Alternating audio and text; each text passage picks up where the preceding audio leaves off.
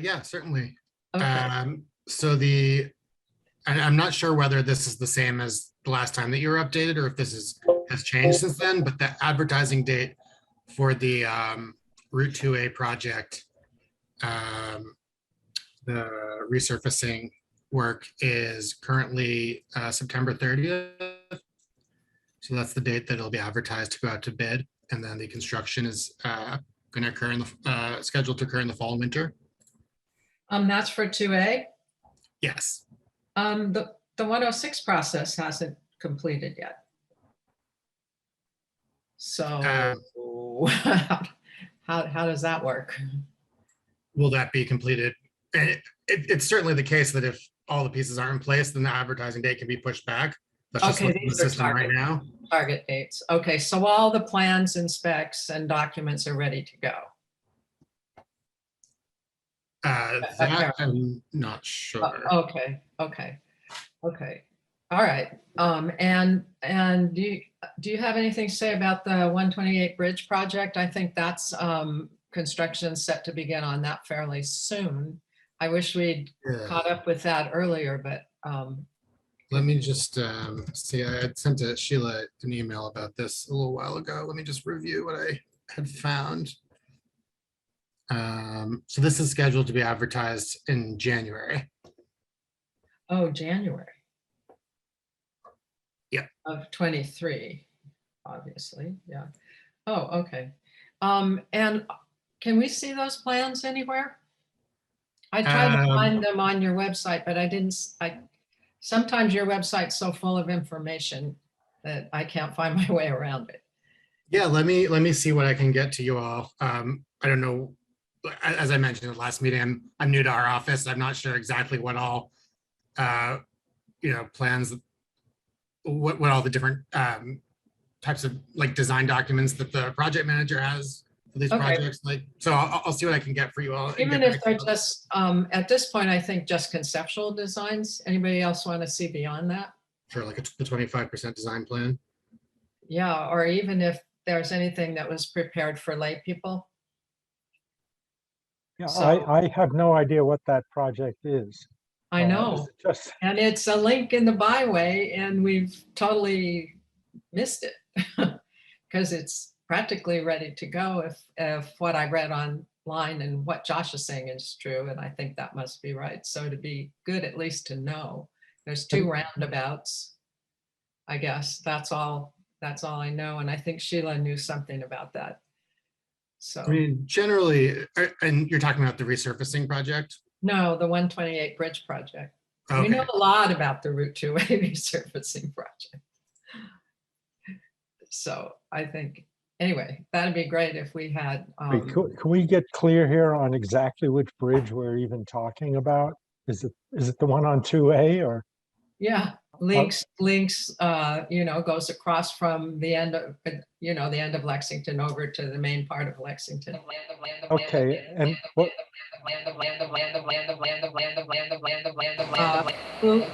Where's that noise coming? Somebody has an echo.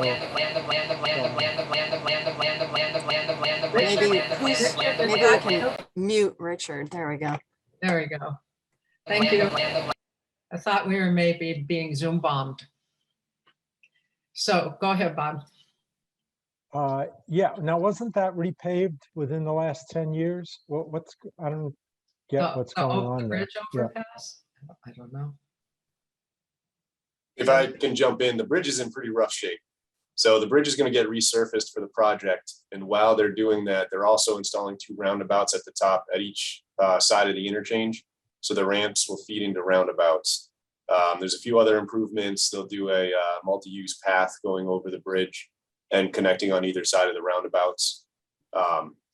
It needs the work. I'm not sure where the limits of the most recent repaving are, but the bridge is in pretty terrible shape. Okay, are they doing anything with the raised island that's all overgrown and whatever? Is there anything aesthetic about it? Are you talking about, so the whole thing is getting reconfigured.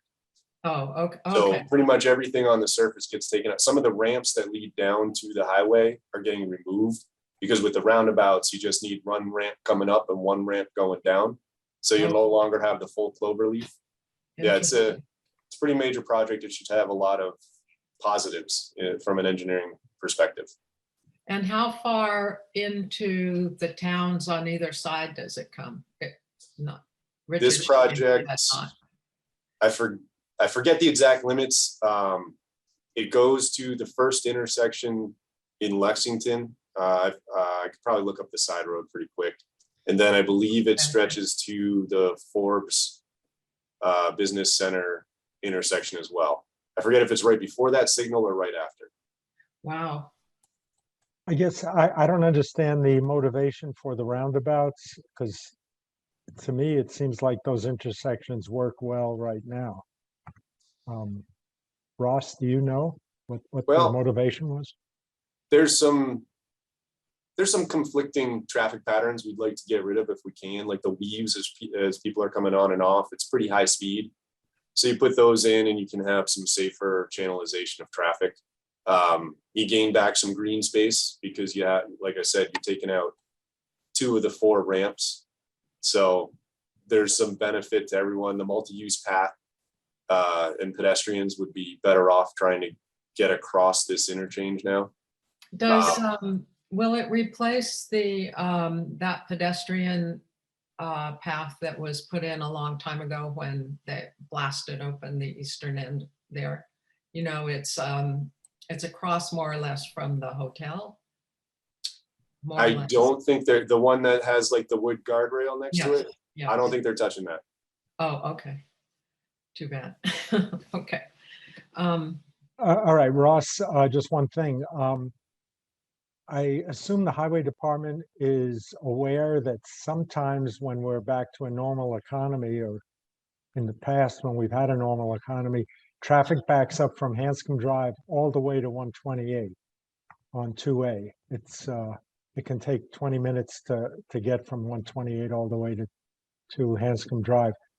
And I don't know whether a roundabout will make it better or worse, but it's a pretty serious problem. There was a reason for that too, because in order to alleviate that and favor traffic through traffic, would have required more drastic alterations to the eastern end of the park.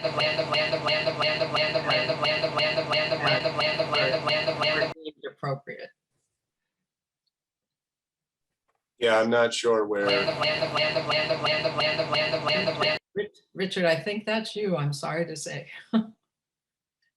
I can't, your voice isn't coming through, but most bizarre noises. Sorry. I guess you're in listen mode today. Okay. Okay, Bob. I'm all set. Thanks. Okay. All right. Thank you. So I just think, I don't quite know how the byway missed this, because it could have been an opportunity, I think, to make a visual connection. But I think I heard Ross say there's going to be more green space.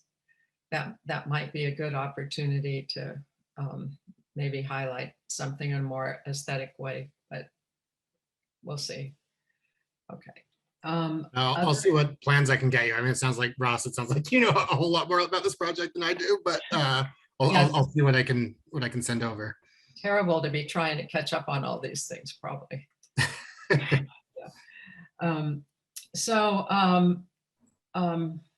Chris Clem is not going to be able to be here, but I had spoken with him earlier to see if I could find out if he had any information on the number of grant applications that were received and whether or not they had had a total value of requests. And he did not have that information. I'm still trying to get some insight into who applied for how much and what did it look like in comparison with the dollars that they have to give out.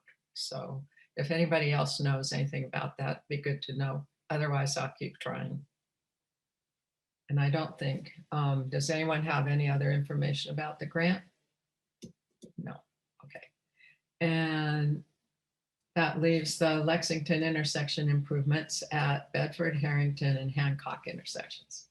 And probably add the streetscape projects in there. That would be Ross. Yes, I am joined with Nate Socha from Beta. He's one of our design consultants on this project. I'm going to go ahead and share my screen. Oh, welcome, Nate. Hi, everyone. Thank you. Okay. All right. I don't know if you want an update on streetscape, on the town center streetscape first. I didn't really prepare anything for that. It's working along. That's You know, okay. or were you just adding the word streetscape into the intersection improvements maybe? Yeah. So this project we're actually calling the Battle Green Streetscape Improvements, which happen to have some intersection improvements as well. Let's get going. Okay, project goals. I'm going to whip through some of these slides. Feel free to interrupt and ask questions, and then we can always go back as well. Pedestrian, bicycle, vehicle safety, obviously, for anybody who knows this area, these intersections are certainly not ideal for any mode of transportation. The vehicle operations are not great. The connectivity could be better, and landscape enhancements. I do want to point out there is another project going on now that is doing enhancements and improvements around the specific monuments.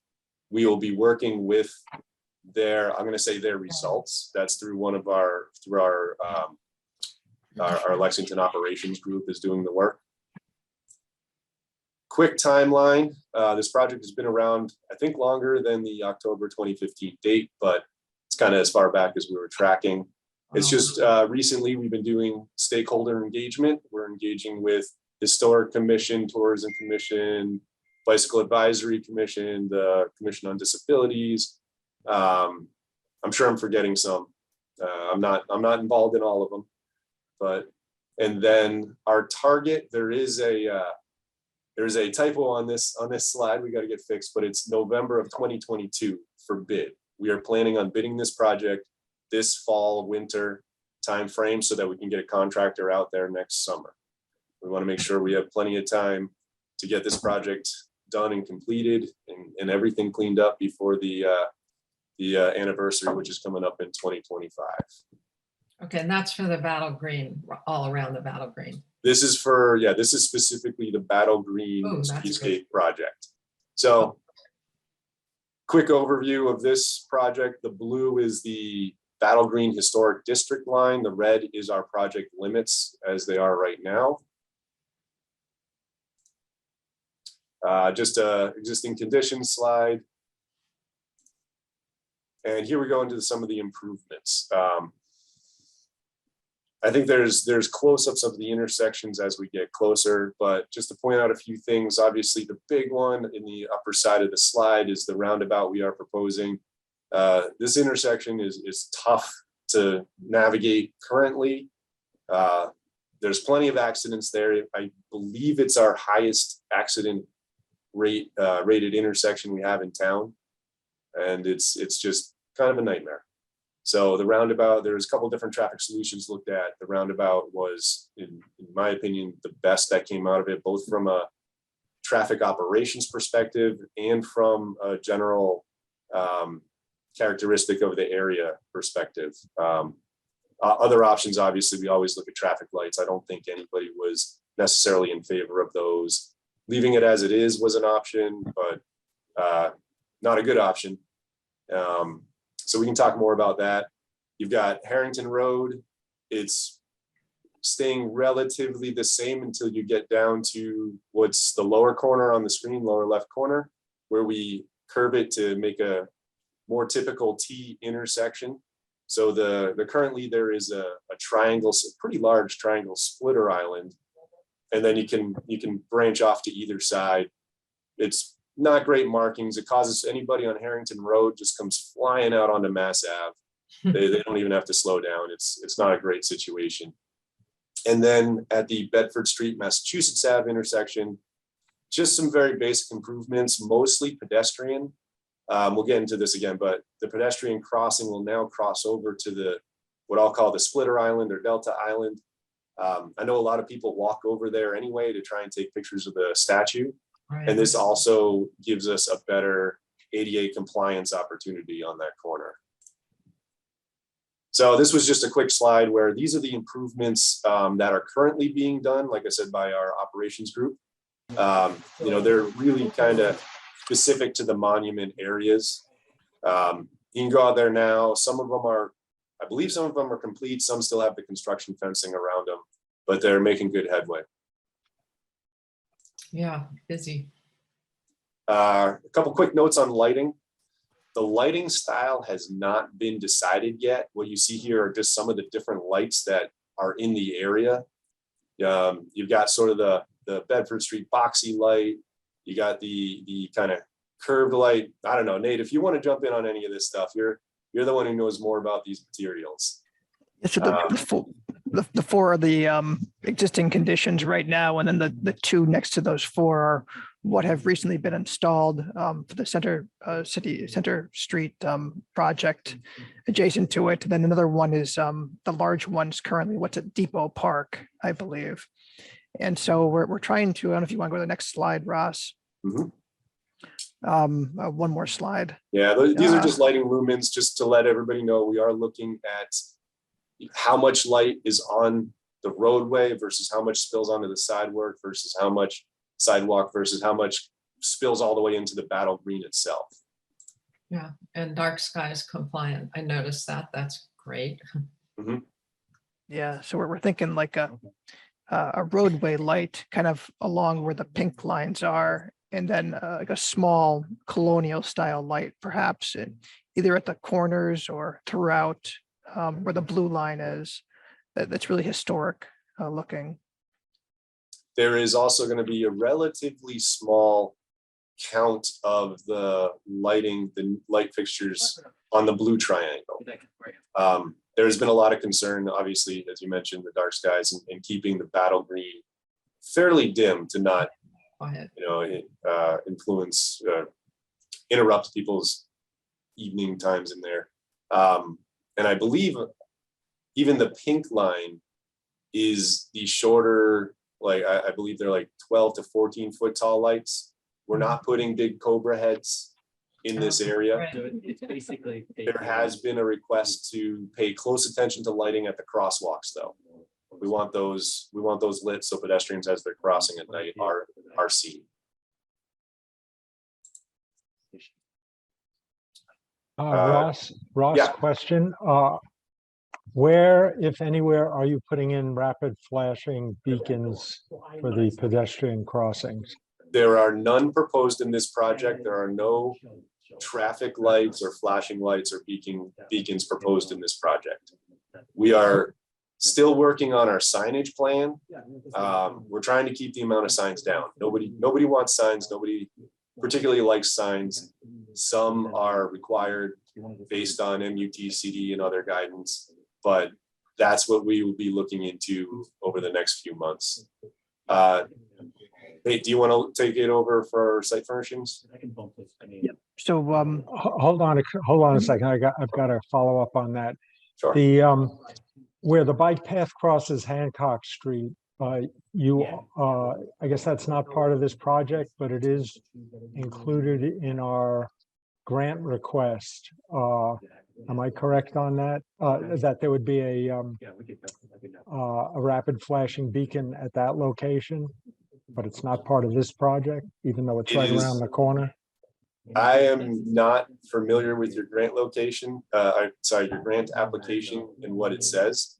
I have been working on a plan just to add S curves at that crossing and then have a more perpendicular crosswalk. We had some discussion on whether that realignment of the bikeway could be included in this project. I think part of it comes down to acceptance of that idea or that plan, and also funding. Obviously we have a certain amount of funds for this project, and if that were to put us over, it's not part of it. So as of right now, long story short, as of right now, it's not part of this project. It is something that we at engineering and DPW are looking at doing in the near future. If you guys get funding for it, great. That would that would sort of expedite that work getting done. In all of my plans, I have not proposed any sort of flashing lights or lighting system. Yeah, I can't remember what we wrote in the grant. I think we were a little vague in it as that we needed a public process to review whether we wanted That sounds right. a flashing light or not. So down in the East Lexington Village District, at the old library building, I guess it's called the Stone Building, not because it's made out of stone, but anyway, there is a flashing beacon there. Do any of the folks from Lexington know the history of how that was put in and what the aesthetic or other considerations were? Was it debated as an issue for the historic district, or is it just sort of done based on safety concerns? I believe it was safety concerns. That was part of the safety improvement project that added the traffic signals at Maple Street and at Pleasant Street. I was not here for that full public process. It does feed the Waldorf school and they use it every day. I believe their teachers oftentimes park across the street in the church lot, the gravel church lot. So there are pedestrians using it every day, but I don't know the full history of the process it went through. Okay, thanks. There is also one that replaced a full traffic signal for pedestrians in front of the Monroe Center for the Arts. That was done around the same time. And again, designed and permitted and everything before I got to town. So I'm not sure what it went through, but it was replacing a traffic signal that was starting to malfunction. So.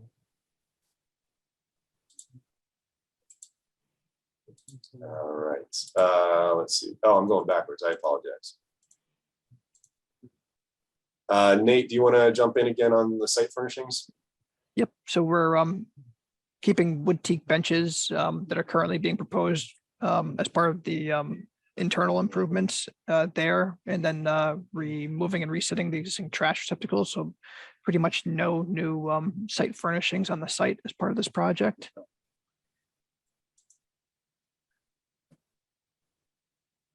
So this is just a quick overview of what's out there now.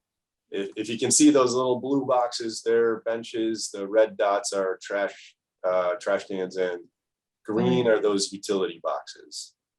Could you talk again about the stone building? Which one is it? Is it the post office? It's the white building that's in front of the Waldorf school. So as you're heading down the road further. Yeah, as you're heading west into Lexington and you go through the Pleasant Street traffic signals, it's immediately on your right. Oh, okay. Thanks. Thank you. Okay.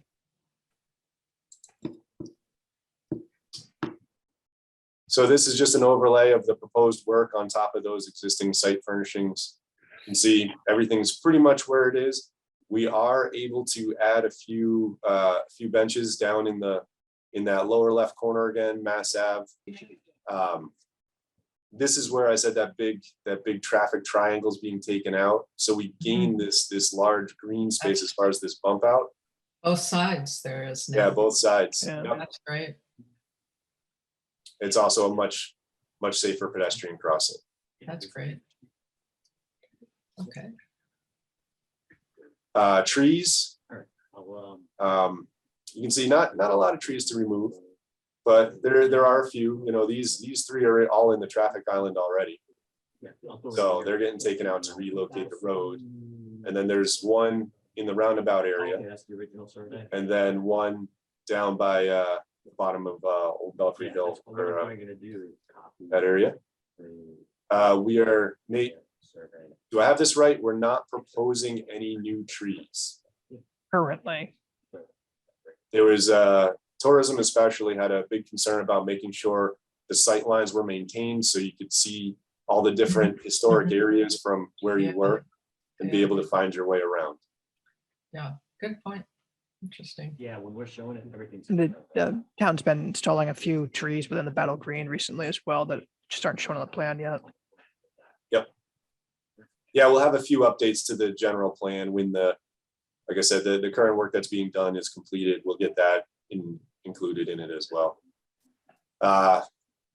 Nate, do you want to do sidewalk materials? Yeah. Okay. Absolutely. So if you go to the next page.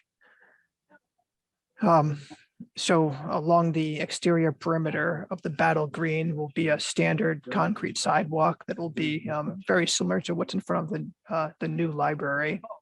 And then internal to the Battle Green itself will be a stabilized crushed granite pavement, which is like a stone dust that has a natural polymer in it that makes it a little bit more firm and slip resistant, and to keep that historic and very rustic look.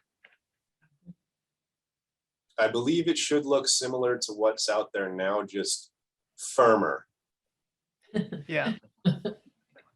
I would like to add in that as the blue represents that stabilized stone dust, but where we have crosswalks, we will have cement concrete ramps with detectable warning panels. Sarah, I see you have your hand raised.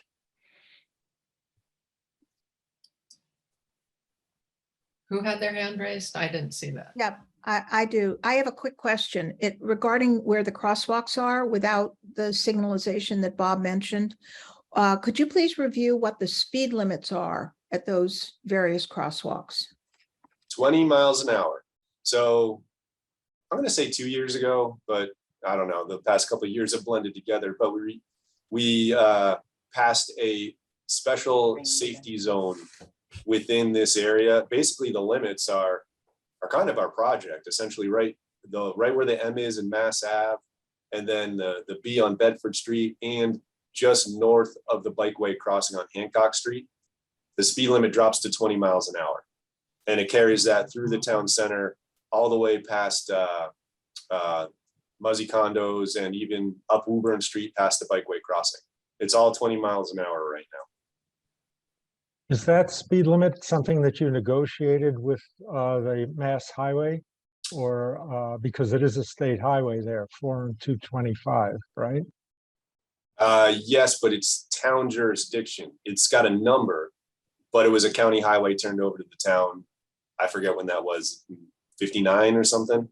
Oh, interesting, when the counties kind of got out of the business. Yeah. So Bedford Street, 4 and 225 doesn't become state highway until you hit the Bedford Street bike crossing right around the DPW building.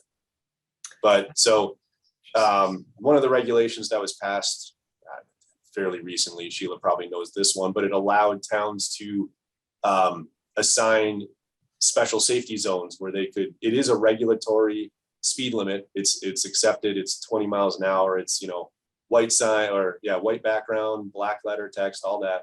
So it's enforceable, but the town just has to undergo an engineering study and write a report, and Mass DOT, they don't even need to approve it. They just accept the report, and you can move on as long as it's accepted by your town stewards, which in our case is the select board, and they were all for it.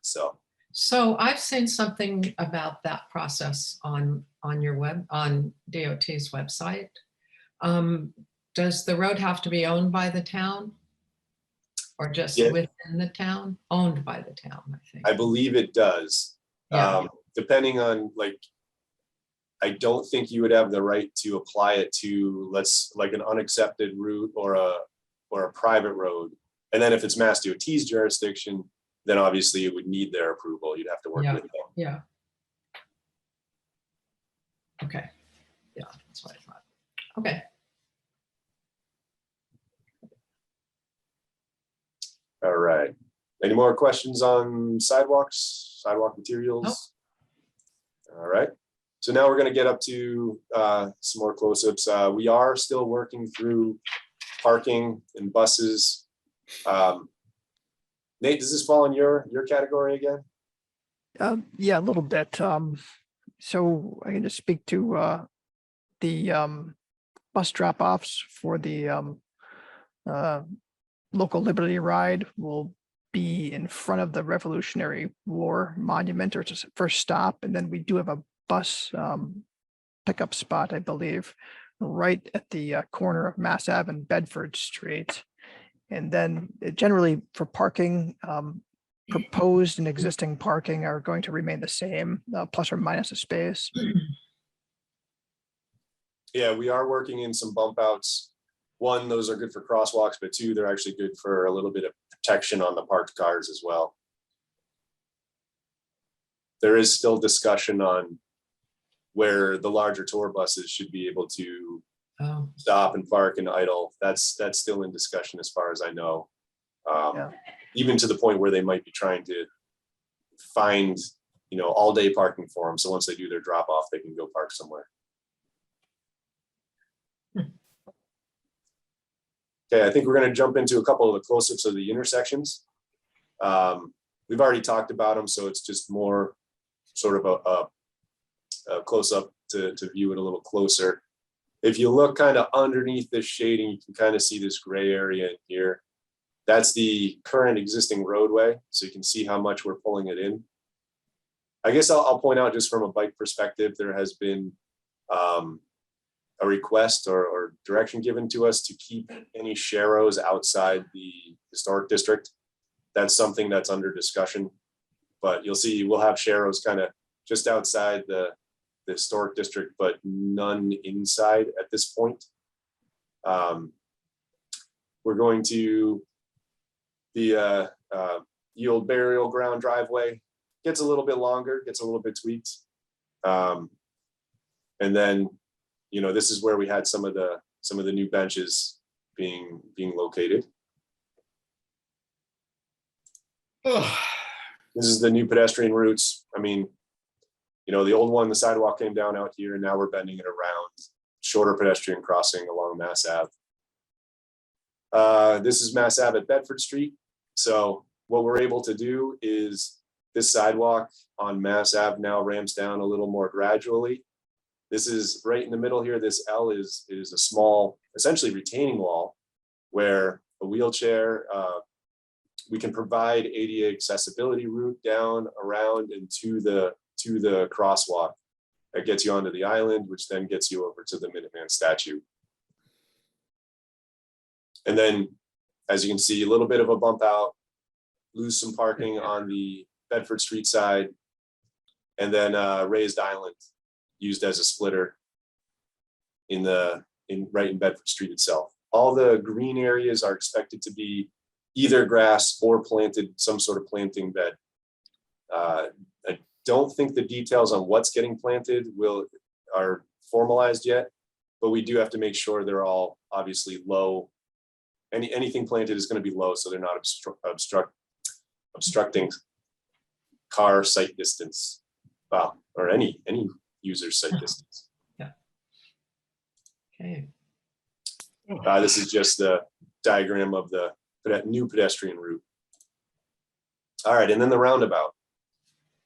So the roundabout we've worked in, the roundabout itself stays inside the right-of-way lines. We do have a little encroachment on the Masons property.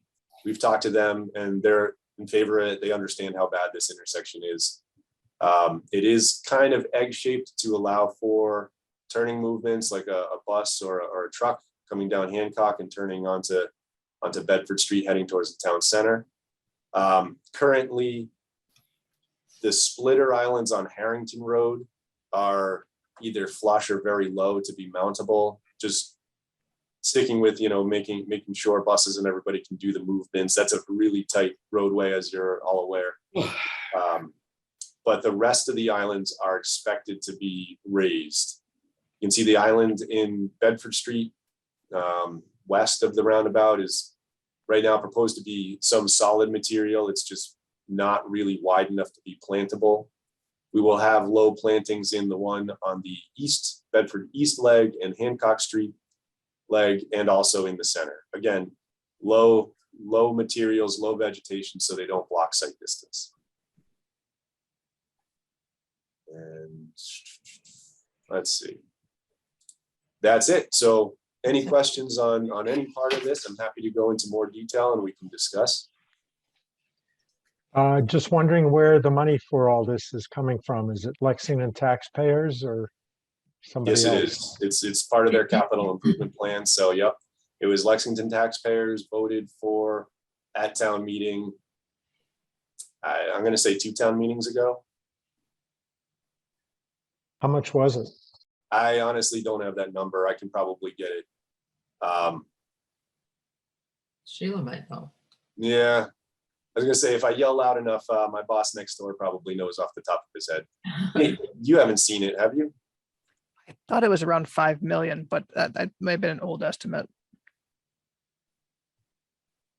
So it's in the 5 million range. It's a big project. It is. Yeah. Yeah. Lots of complexity. Thank you. Thanks very much. And Nate, thank you too, for taking the time. There's a lot to learn there and maybe a lot to think about in other places. So thank you. You guys got anything else? No, I would say if you want to send any comments, I can send you this presentation PDF if you want to have those on hand. And if you do have any comments, get them back to either myself or John Livesey or even Sheila. I know she's part of some of this. So any of those people, they'll forward them on to the design team. Okay. Thank you again. We can move along. We did skip review and approve minutes, I noticed. I didn't mean to do that. But Anne, I looked on the Byway site for meeting documents or minutes and agendas, didn't see them there. Do you know where they might have ended up? They might have ended up someplace different. Oh, I wonder if she's there. You're still muted. In any case, I actually did minutes in draft for the last meeting and they are up and posted somewhere and I can send that around. And I just,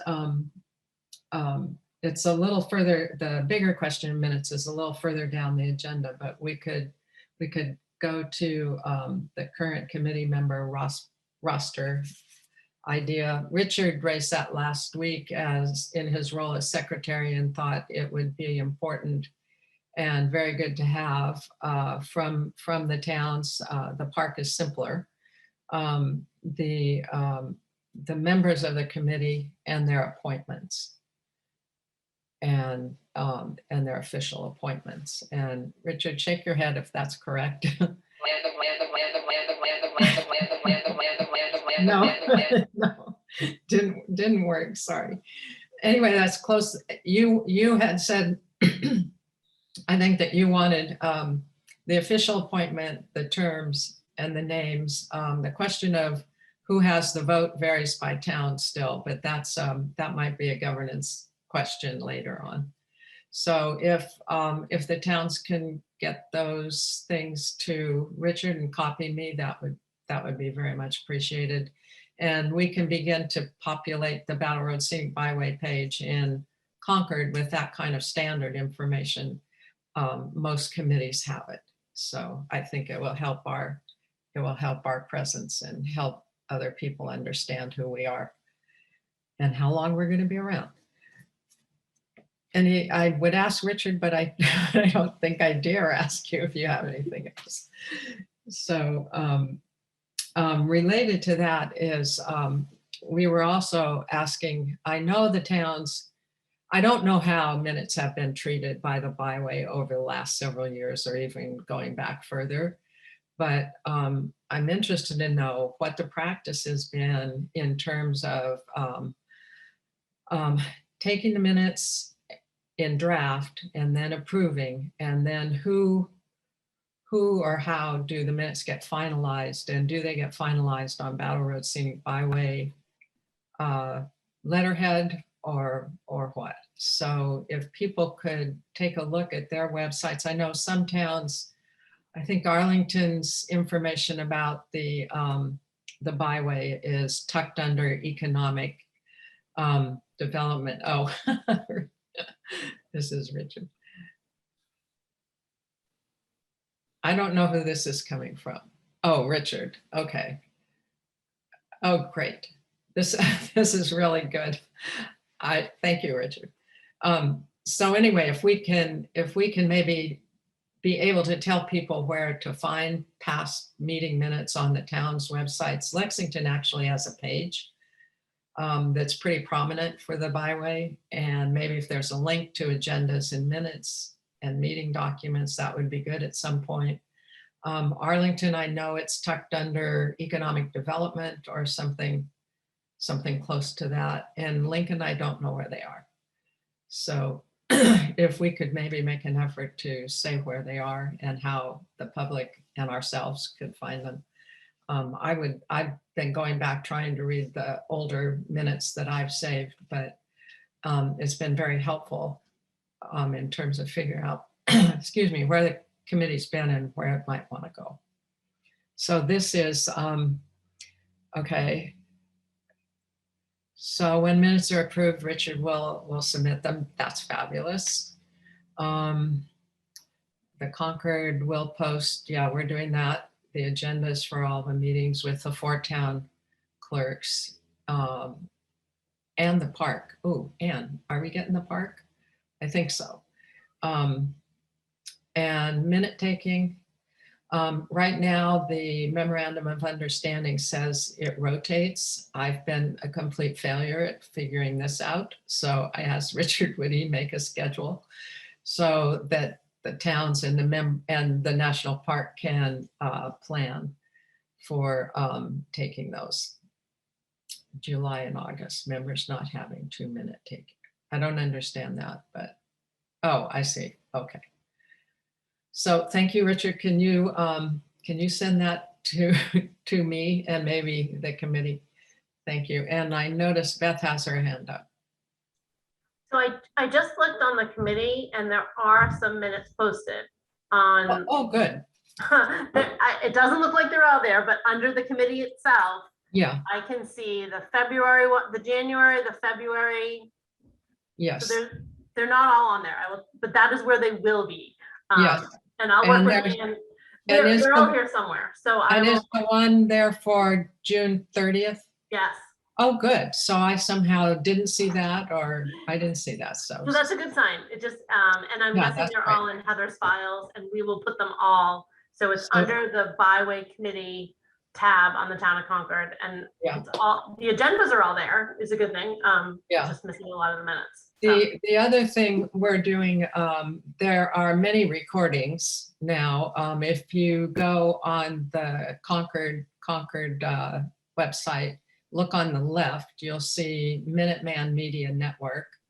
And if you click on that and then go to their site, it may even be on the main website. Check videos. It's sometimes hard to find these. Sometimes I can get the whole list. Sometimes I can only get one. There should be a playlist, and I guess there is, but on occasion I haven't been able to find it. But there are several recordings in there, and we'll continue to do that. So, any questions, concerns, suggestions for meeting minute format? I tried to respond in the minutes that I drafted for last time. I tried to respond to the requirements of the open meeting law for minutes. One of the things I didn't realize was that the minutes are supposed to include a list of the meeting documents. And I don't know if anybody else do the other towns do that? Sheila, do you guys do that? Yeah, we do it for planning board minutes, but yeah, I know. Do you kinda have a overlooked it. format? Do you have a format that you like? Um, Send me a copy. If sure, I people can send have you. It's minute just sort of a format, list. Yeah, I can do that. It'd be good if we could have a standard format. And I'm not attached to what I did. So if you guys are more familiar in doing it more regularly, so if something works better, that's fine. So we can take a look. But it's nice to have them on Byway stationary. Okay, anything else? Anything else on that? This is all about mechanics. I have to keep track of the time. Okay, still have time. Governance, I don't want this to be a big issue because I don't think we want to get into it with 4 feet before we know about whether or not we have a grant.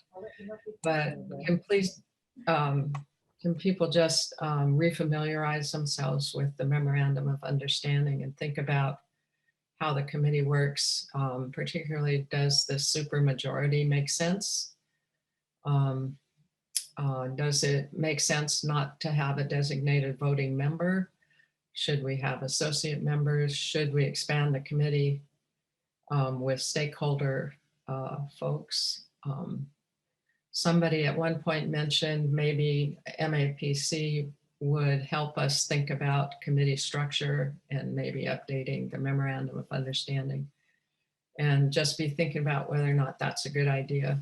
I think they were intensely involved with the corridor management plan, and at that point in time knew a lot about the committee and how it was evolving. But any ideas for that, and we can take that back up in the fall maybe. But any thoughts right now? And if you have them and think about them, you can send them along. On the supermajority question, whether that makes sense, I kind of think it does. I think if a simple majority was enough to take a position on something for the committee, I don't think we have that kind of authority to start telling the rest of the world what we think when it's only a simple majority. So I think supermajority makes sense. So those are just my thoughts. I've been thinking this for a long time, actually. But yeah. It's interesting because it's rather unusual, quite unusual, I think, in my experience, but maybe you all know better how it works in other circumstances. It's very clear that the Battle Road Scenic Byway Committee doesn't have anything to say about what towns do separately. So I don't know how we're telling anybody what to do at all, ever. But so anyway, it's just something to think about. Do people know of other supermajority committees? Well, certainly special permits granted by towns have to be a supermajority. Other than that, I mean, I think the committee is at its best when we're all in agreement, or almost all of us are in agreement. I think if we're really conflicted over something, we're not going to be effective. So maybe it's aspirational, but I think the supermajority works, which sounds a little bit like why Mitch McConnell thinks the Senate filibuster is a good idea. But exactly, exactly. I was just going to try to formulate something like that, actually. Okay. All right. So that's all. And then priorities. I know the stakeholder group is, I think, really important at some point. So just think about priorities if things seem like they should be tinkered with or improved going forward. And then if there's nothing else on that, we can do member updates. And we can start with Arlington. I'm sorry we don't have Clarissa here today. No, we don't have Clarissa nor George, and yeah, George too. And we don't have Allie's replacement, so it's me flying solo. Congratulations. You mentioned beer garden. The beer garden continues at the Jason Russell House on Saturday afternoons. I think it's 2 to 8 or 3 to 8. Attendance has been very good, and I encourage all of you to come in and spend an hour or two, have a little refreshment on hot summer days. I can't think of any other major activities affecting the Battle Road within Arlington to report that haven't been talked about already. Our Foot of the Rocks project is, we've finished the public outreach. The task force is mulling over how to, which suggestions to take and how to incorporate them in an updated plan. And I'm not sure when that will come out, but probably by September, October. Okay. That was a very ambitious plan, the one I saw when I sat in on the meeting. Yeah. maybe Yankee frugality will kick in somewhere. Anyway, it's going to be fun to watch that. Lexington, Jean, Sheila.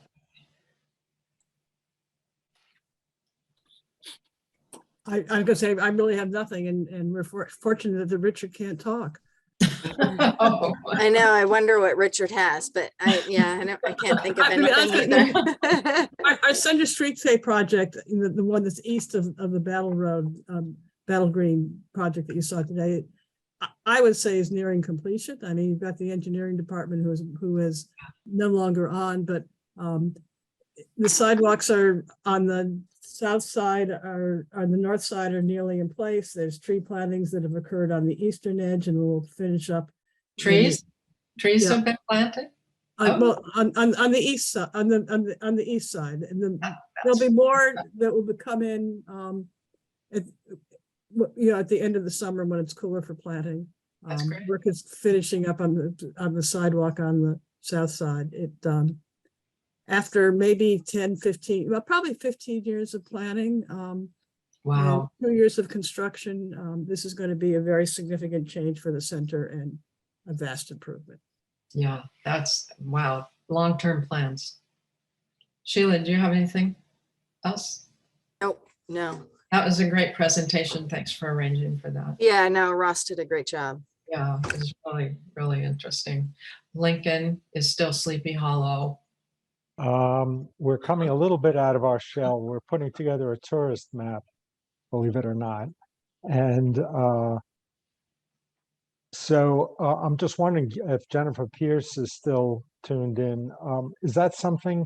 It's going to be a hard copy map as well as an online map, but is the hard copy something that we can distribute at the visitor centers for the park?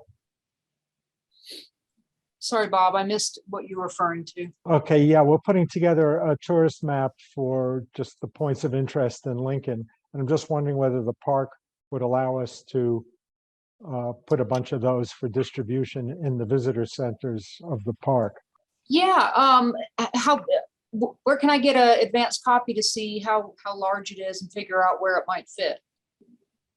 It's going to be small. It might just be an 8.5 by 11 sheet that's folded in 3 places. We don't have it done yet.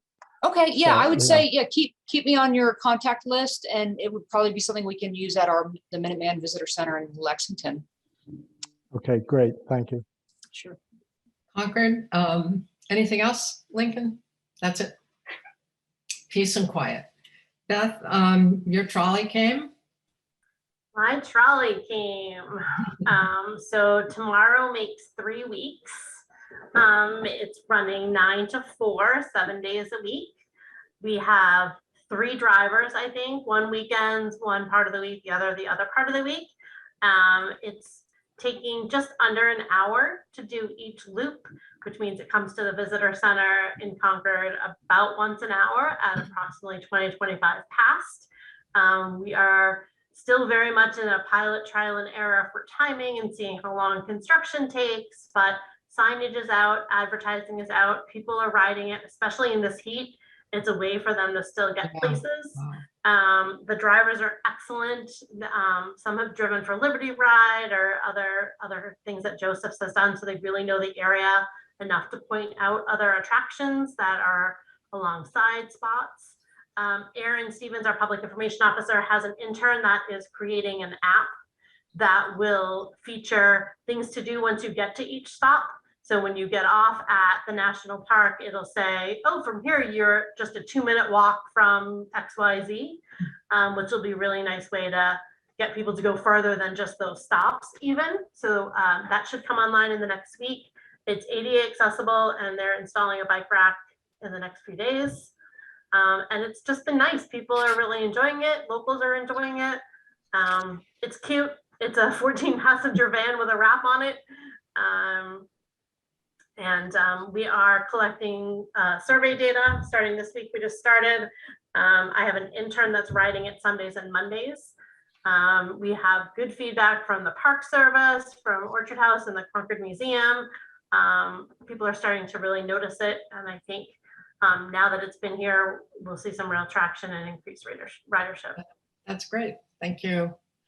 Concord, I don't have anything else. I don't know. Our committee seems so busy with all kinds of major things going on, but I guess that's just small town Concord. But we're busy.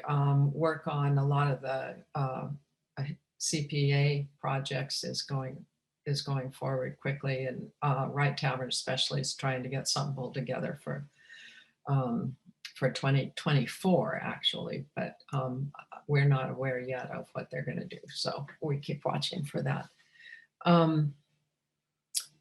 Jen, what do you have? Hello. Let's see, I'm stepping in for Superintendent Monteleone, who is on leave right now. So it's a pleasure to see everybody here. We've got lots of programs happening in the park. What we don't have is good air conditioning in our visitor center at Minuteman Lexington. So we have had to truncate our hours at the Minuteman Lexington Visitor Center. I've shared that with Beth and the town of Concord, and that just reminded me I need to share it with Lexington Visitors Bureau as well, because that does also mean we can't show the Road to Revolution, but it's from noon on through the weekend, because we're seeing those high temperatures all the way up to Monday. And that's Wow. also impacting our afternoon program schedule. What we are going to continue with, because we've got a lot of great publicity and participation, is an event this Saturday at the Wayside Home of the Authors. It's from 10 to 5. It's an open house with 2 special presentations commemorating Nathaniel Hawthorne's writings on the Civil War, as we're at the 160th Oh, I saw that. anniversary of that. So if you do come out, we'd love to see you, but we know it's going to be hot, so we're being super cautious with our staff exposure, and we want you to be safe as well as a visitor. So a lot of good interpretation programs going on. We look forward to showcasing even more of the park when we're trying to help promote the trolley, the free trolley, as it stops at Miriam's Corner and the Northbridge Visitor Center. So we're excited to see our visitors utilizing the park with that transportation. That'd be great. Thank you. Thank you. Thank you. Nancy, Jennifer, can you say again the hours for the visitor center? For Yes, the so Lexington, the shortened hours? yep, today through Sunday evening, we will be open from 9 to noon at the Minuteman Visitor Center in Lexington. Okay, thank you. Thank you. Till Monday. Right. Yes, Monday, we should be back to normal operations, we hope. Okay. Okay, the last thing might be, is there any other public comment? Well, I'll do other business first. Do we want to have an August meeting? We did not do a doodle poll because I think maybe Beth knows how to do something like that, so we may have to come back to her if we're going to do that. But what's the sense of having a public meeting in August, Jean? I think that was no problem. Well, the only thing I can think of that would be interesting would be if there was anything we could do to begin to prepare for a successful outcome of the grant. And the grant notification is supposed to be in fall. And I'll try to find out if there's a better time frame for that. But failing that, it seems quiet right now. I was waiting. I actually am expecting some follow through on the Section 106 process and the Route 2A project in August, because that seems to be a popular time to roll out things. But I haven't heard anything on that, and I don't think, have any of the other towns heard anything about 106, another 106 gathering? No. Okay, so what do you think? Anybody have any? I don't think we should have another meeting. I think just take a month off. Okay, that's 2 weeks. That's 2 votes. Make it 3. I see 3. I see 4. I see 5. All right. Done. Jen probably also, because you guys said, yeah, okay. It's unanimous. All right, there'll be no August meeting. But I will be in touch with the committee if I find out anything more about the status of the grant and how competitive it looks and when they might actually get their act together to tell us what was good and what's in and what's out. So thanks, everybody. So I did not get a phone call and we're actually within an hour, so. Do you pretty want to much. do the minutes, Nancy? I did you guys see them? I didn't see them. So if you found them, that would be great. We can do the meeting minutes. Did you read them? I did not. Oh, okay. Well, okay. We can postpone those till next time. Town people, is it better to put review of the minutes at the beginning? I know a lot of the byway meetings, the minutes are at the end, but it seems to me it's a good refresher to put them at the beginning. Any general thoughts? I see a few yeses. Okay. Yeah, you at least accomplished one thing during the meeting. What? You What? reviewed the minutes up front, you at least accomplished something. Yeah, okay. That's excellent. That's great. All right, thank you, everybody. Bye.